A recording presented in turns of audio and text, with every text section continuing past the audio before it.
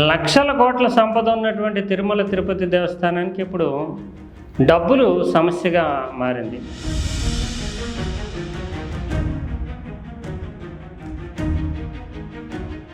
ఒక రకంగా భక్తులు దేవుడికి శటకోపం పెడుతున్నారు.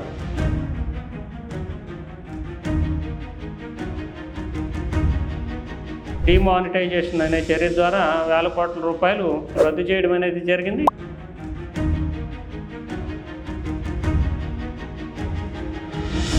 తమ వద్ద ఎక్కడైనా మిగిలిపోయినటువంటి నిధులు ఉంటే తిరుమల తిరుపతి దేవస్థానానికి దేవుడి హుండీలో వేస్తున్నారు భక్తులు.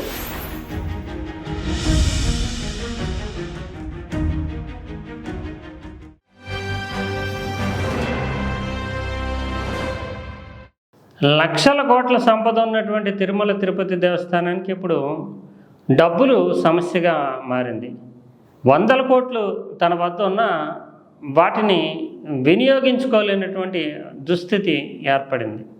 ఒక రకంగా భక్తులు దేవుడికి శటకోపం పెడుతున్నారు.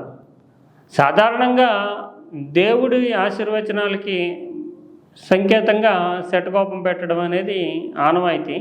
అయితే దీన్ని నెగిటివ్ కోణంలో వాడుకలోకి వచ్చేసింది. శటకోపం అంటే నష్టపరిచేటటువంటి చర్య, దోపిడీ అన్నటువంటి ధోరణి. ఇప్పుడు దేవుడికి చేత శటకోపం పెట్టించుకునేటటువంటి భక్తులు దేవుడికి ఎలా శటకోపం పెడుతున్నారనేది ఆసక్తికరమైనటువంటి అంశంగా మారింది.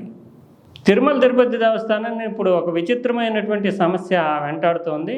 అది చల్లని నోట్లు, అంటే రద్దయినటువంటి నోట్లు, చల్లని నోట్లు వందల కోట్లలో తిరుమల తిరుపతి దేవస్థానం వద్ద పెరిగిపోతున్నాయి. మనకు తెలుసు 2016లో నోట్ల రద్దు అనేటువంటి డిమానిటైజేషన్ అనే చర్య ద్వారా వేల కోట్ల రూపాయలు రద్దు చేయడం, లక్షల కోట్ల రూపాయలు రద్దు చేయడం అనేది జరిగింది. అయితే ఆ తర్వాత కొంతకాలం వ్యవధి ఇచ్చి వాటిని పూర్తిగా వినియోగంలోంచి తీసేశారు. ఆ తర్వాత భారత ప్రభుత్వమే నోట్లని ప్రింట్ చేసింది. 500 రూపాయల నోట్లని, తర్వాత 2000 రూపాయల నోట్లని ప్రింట్ చేసింది. అంతకుముందు 1000 రూపాయల నోట్లు, 500 రూపాయల నోట్లు ఉండి, అంతకుముందు ఉన్నటువంటి 1000 నోట్లు, 500 రూపాయల నోట్లను రద్దు చేసి ఆ తర్వాత తీసుకొచ్చినటువంటి 500 నోట్లు, 2000 రూపాయల నోట్లని అమల్లోకి పెట్టింది. తర్వాత కొంతకాలానికి అంటే 2023 మే నెలలో 2000 నోట్లను కూడా వాడుక నుంచి, అంటే చలామణి నుంచి తగ్గించింది. కానీ లీగల్ టెండర్ అంటే చట్టబద్ధంగా చెల్లుబాటు అయ్యేటటువంటి మనీయే, కానీ వాడుకలో ఉండదు. అలాగా ఆ రకంగా లీగల్ టెండర్ ఉన్నప్పటికీ వాడుక నుంచి తీసేసి చలామణి నుంచి 2023 మే నెలలోనే తీసేసింది భారత ప్రభుత్వం. అక్టోబర్ నెల వరకు కూడా దీన్ని బ్యాంకుల దగ్గర మార్చుకోవచ్చు. 2023 అక్టోబర్ దాకా మార్చుకునేటటువంటి ఫెసిలిటీ ఉంది. కానీ ఇప్పుడు ప్రస్తుతం చూస్తే కనుక 2000 రూపాయల నోట్లకి సంబంధించి కూడా ఆర్బీఐ ఇష్యూ సెంటర్ల దగ్గర మాత్రమే మార్చుకోవచ్చు. బ్యాంకుల దగ్గర కూడా మార్చుకోలేనటువంటి పరిస్థితి ఉంది. ఇంకా లీగల్ టెండర్గానే ఉన్నది. అప్పట్లో ప్రచురించిన 500 రూపాయల నోట్లు మాత్రమే ఇప్పుడు చలామణిలో ఉన్నటువంటి నోట్లుగా ఉన్నాయి. దీనివల్ల అంతకుముందు జరిగినటువంటి వ్యవహారాలు ఏమన్నా ఉన్నప్పటికీ తమ వద్ద ఎక్కడైనా మిగిలిపోయినటువంటి నిధులు ఉంటే దేవస్థానం, తిరుమల తిరుపతి దేవస్థానానికి దేవుడి హుండీలో వేస్తున్నారు భక్తులు. ఇది దాదాపు గడిచినటువంటి 2016 నుంచి ఇప్పటి వరకు జరిగినటువంటి 10 ఏళ్ల కాల వ్యవధిలో ఇంచుమించు దాదాపు 400 కోట్ల రూపాయల మేరకు. అంటే అంతకుముందు కొంతకాలం వచ్చినటువంటి నిధులను మార్చుకున్నారు, కానీ ఇది చెల్లుబాటు కాదు. ఆ నిర్ణీతమైనటువంటి వ్యవధి దాటిన తర్వాత వచ్చినటువంటి నోట్లను మాత్రం మార్చుకోవడం అనేది దేవస్థానానికి కుదరటం లేదు. ఇది దాదాపు 400 కోట్ల రూపాయలు పెరిగిపోయింది. దీని ద్వారా కేంద్ర ప్రభుత్వం నుంచి ఆర్థిక శాఖకి, రిజర్వ్ బ్యాంక్కి చాలా సంప్రదింపులు జరిగినప్పటికీ చట్టబద్ధం కానటువంటి నిధుల్ని మళ్ళీ బ్యాంక్ తీసుకోవడానికి కేంద్రం అంగీకరించకపోవడము, వీటిని ఏం చేయాలో అంటే తగలబెట్టడం అనేది కూడా సాధ్యమైనటువంటి పరిస్థితి కాదు. ఇది భక్తులు ధర్మాలు వినియోగిస్తారు తిరుమల తిరుపతి దేవస్థానం అనే ఉద్దేశంతో ఇచ్చినటువంటి నిధులు. అందువల్ల దాతల మనోభావాలు కూడా దెబ్బతింటాయి. వీటిని ఒక రకంగా చెప్పాలంటే తగలబెడతాయి అనేటటువంటి ఒక అంచనా ఉంది.